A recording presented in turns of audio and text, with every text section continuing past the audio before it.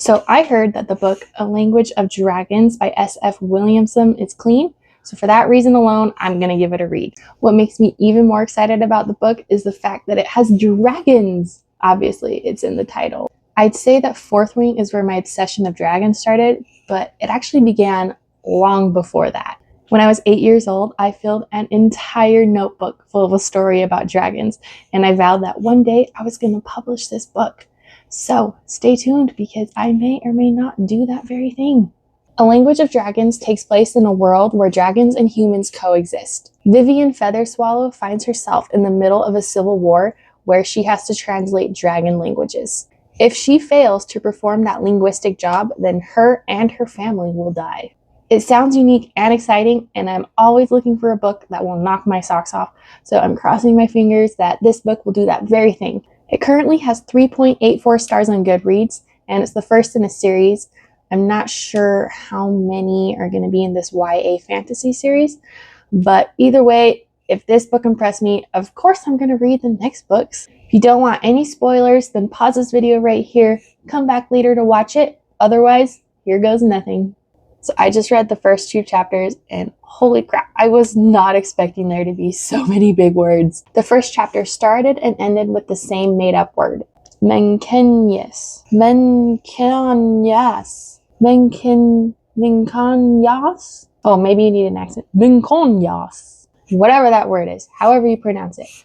I have a feeling that it's going to be used again sometime later on in the book. There's going to be a traitor in the midst. I'm not sure who because I haven't been introduced to all the characters yet. Probably someone close to Vivian, tragically. The world building is complex and vivid, but I'm able to picture it even though I'm not very far into the book. So far, the author's done a fantastic job at just dumping me into the world, but doing it at a pace that's easy to follow. The class system reminds me of a dystopian book. There are 3 classes that people are divided into, and there are guardians of peace that keep the order, and they remind me of the peacekeepers in the Hunger Games. I think Ursa is the cutest 5-year-old. Oh my gosh, she's so adorable. I love her already. But I do have a confession. The first time I saw her name, for some reason I thought it was Ursula. I mean, oh, that's so embarrassing. I don't even know why that came to me, but it's not even close to Ursula, but Ursa's a cute name. I don't want to spoil it with that evil lady's reputation. I understand why Vivian's parents never told her that they didn't agree with Prime Minister Wyvernmeyer because it would put her in danger. But at the same time, I wish they had told her that they didn't agree with her. They could have come up with like a contingency plan in case things took a turn for the worse.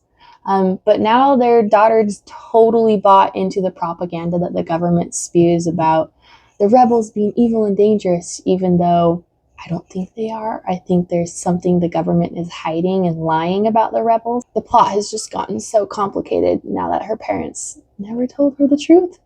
I'm on chapter 6, and dragon detonators. Now that's a concept I've never heard of before, but also really sad because that means a dragon can't fly. And poor Chumana has been trapped in the library for who knows how long. I'm glad that Vivian was able to free her and figure out how to take the detonator off without killing Chumana. And now that Chumana's freed, I don't think that's the last of her that we'll see. I'm predicting that she'll come back later on in the book, probably do something heroic, and then sadly die. What did Vivian do to Sophie to cause her to be in 3rd class? I have no guesses at all, but I really want to know because Vivian feels incredibly guilty about it. I did not see that there would be rebel humans and rebel dragons aligning. I thought for sure that the war would be between humans and dragons. So that's an interesting twist, and I'm excited to read about a war like this. I think Prime Minister Wyvernmeyer lied to Vivian. There's no way, even if Vivian completes her linguistic job perfectly and excels at it, there's no way the Prime Minister is going to let her parents walk free. They're known rebels. They could aid the rebel movement even more with everything they've gone through. She's going to kill them all. But before she kills them, I think she's going to make examples out of them. Send a message to the rebellion that if they continue messing with her government, then they are going to die in terrible ways. Chapter 5 ended with Sophie showing up at Bletchley Park. Things are about to get messy. Vivian was recruited to translate echolocation. How the crap do you do that? I don't even have a clue where you'd even start doing that. But I'm really excited to figure out how she's going to translate a language of sounds. I'm on chapter 11, and I'm definitely getting some Fourth Wing vibes. I know they're all technically prisoners at Bletchley Park, but it feels like they're at school in Basgiath. And I'm getting some of those bad boy vibes from Atlas. The bickering is also pretty hysterical. None of them want to be there, but they are there because of whatever they've been promised that they'll get in return. I'm still sticking to my theory that Prime Minister Weivermeyer has lied to all of them. Bletchley Park is a top secret war base, I guess you could say. And I don't think Prime Minister Weivermeyer wants any of those prisoners there to get out and talk to people about what they've seen there and have word and risk word getting to the rebel movement. So I think when they're all done with their work there or whatever they've been called there to do, she's gonna straight up murder them. It almost seems like Weivermeyer and her government are trying to create the ultimate dragon killing machine.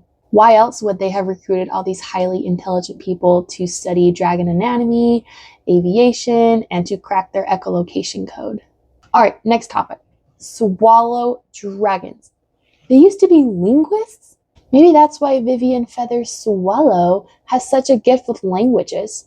And because once upon a time, her ancestors went against the king, so that's why her last name has the word swallow in it. At least that entire theory is based on what Atlas told Vivian, so let's hope he's not lying. Speaking of Atlas King, two things. One, I think Vivian's going to fall in love with him. And two, last name seems substantial in this book. So King, that last name either means he's a royal pretending to be third class, or that his family once upon a time used to be royals before they were ousted. All right, let's talk about another character, Ralph. Ugh, I hate Ralph. He's heartless and cruel, and he has no regard for anyone but himself. I hope he gets eaten by a dragon. I'm on chapter 15, and I think it's kind of cute and clever how Vivian and Atlas communicate with each other by leaving notes in library books. Echolocation is so complicated, oh my gosh, but it's also very well written. I'm really impressed with the author's extensive knowledge about it. Either she's a professor on echolocation or she's done some really deep diving research. But oh my gosh, what if Prime Minister Weivermeyer wants them to master echolocation so they can produce their own echolocation waves and broadcast them to the dragon eggs so the dragons never hatch? They would just murder and kill an entire race that way. Or she wants to enslave the dragons and bow them under her control. Either way, that's just pure evil. Wait, what? There's an island where the government sacrifices juvenile delinquents to dragons? They're killing humans, and they're okay with that? Excuse me. I'm on chapter 21, and I originally thought that those at Bletchley Park would be pardoned of their crimes if they completed their jobs.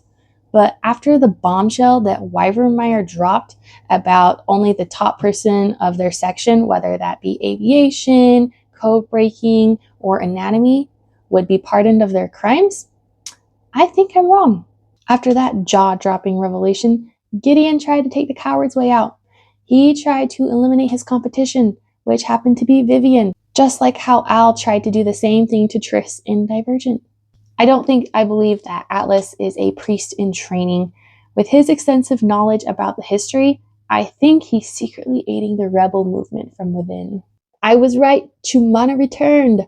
Man, I love that pink dragon. She's so smart and kind of reasonable, and I hope that Vivian doesn't do the idiotic thing and tell Weivermeyer about her findings of echolocation. And yes, Dr. Seymour is with the coalition. It makes sense because she has the Dracoval, but I'm glad that's confirmed now. She was secretly my favorite person at Bletchley Park. So she better not die, or I'm going to be ticked off. Vivian is starting to really frustrate me. She can see the facts very clearly, but she refuses to accept them. She's still dead set on believing that Weivermeyer has her best intentions in mind. I really hope she doesn't give up her findings on echolocation. It looks like that's what she's going to do. She's going to make the war so much worse than it needs to be. I think that deep down she believes the rebels are the good guys, but she's too hesitant to align herself with them just in case she's wrong. Ursa's at stake here, her family's at stake. If she makes the wrong choice, they're all going to be dead. I'm on chapter 26, and I knew it. Atlas is a rebel. The things he said and the things he's done have all added up to it. I'm glad Chumana was finally able to talk some sense into Vivian. Telling Wyvermeyer what she discovered about Dragon's echolocation, aka the Koinemens, would be a recipe for disaster.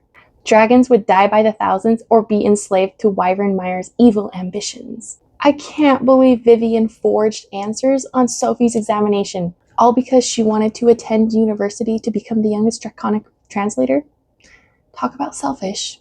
She really was a terrible friend.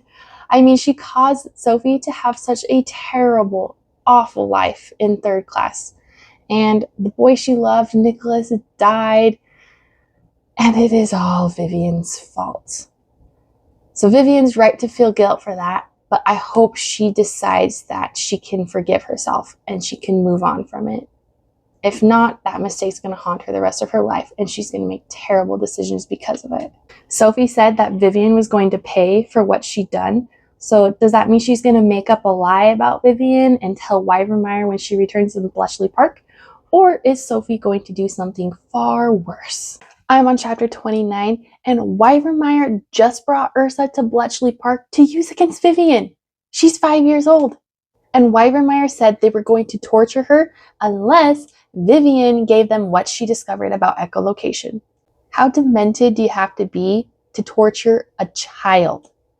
A 5-year-old. A cute, innocent little girl. It makes me hate Wyvermeyer even more.